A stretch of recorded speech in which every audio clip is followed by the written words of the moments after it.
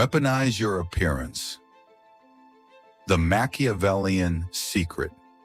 Before you say a single word, you've already been judged. People form an impression of you in the blink of an eye based entirely on the signal you send. Is this fair? In the ruthless game of power, fairness is a fantasy. What matters is control. And today, you will learn to control how you are seen. This isn't about looking attractive. It's about mastering the psychology of power through strategic self-presentation. The world has hidden rules, and the most powerful people know a secret. Your appearance is a weapon. They use it against you. This is how you fight back. Your appearance is not superficial. It is a mirror of your discipline and a signal of your self-respect. Section 1. The unfair judgment of perception. Let's be brutally honest. People don't meet your character first. They meet your signal. Psychologists call it thin slicing, the brain making rapid subconscious assessments based on a thin slice of information.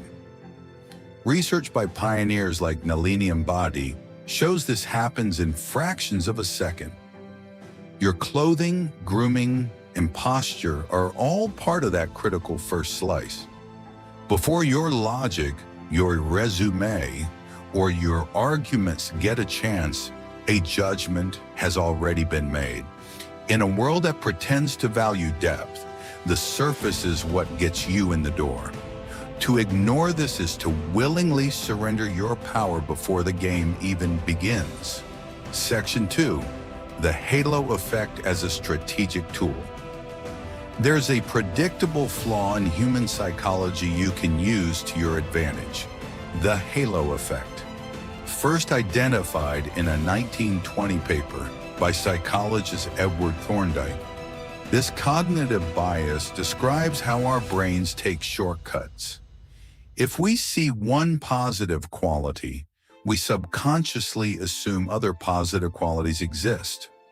A polished and put-together appearance creates a halo of perceived competence, intelligence, and trustworthiness. This powerfully colors how all other evidence, like your skills and ideas, is interpreted. While others are blindly judged by it, you will learn to consciously construct it. When you control your appearance, you control the assumptions people make about you. Mid-roll CTA. This is the unfiltered wisdom that modern society tries to hide. If you're ready to stop being a pawn in the game of perception, subscribe now for more strategic insights. Section 3. The high cost of neglect. Just as a controlled appearance builds you up, a careless one tears you down. A disheveled look, poor posture, or lack of grooming isn't just a bad day. In a competitive environment, it's a signal.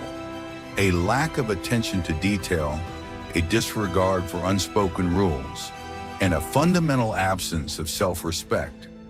The unspoken question is, if you can't manage the small details of your own presentation, how can I trust you with larger responsibilities?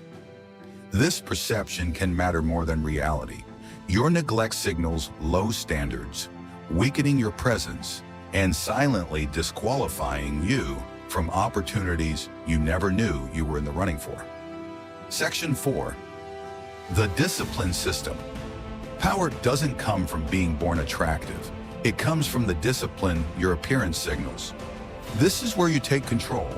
Treat your appearance as a daily system. First, your grooming. This is the baseline of self-respect.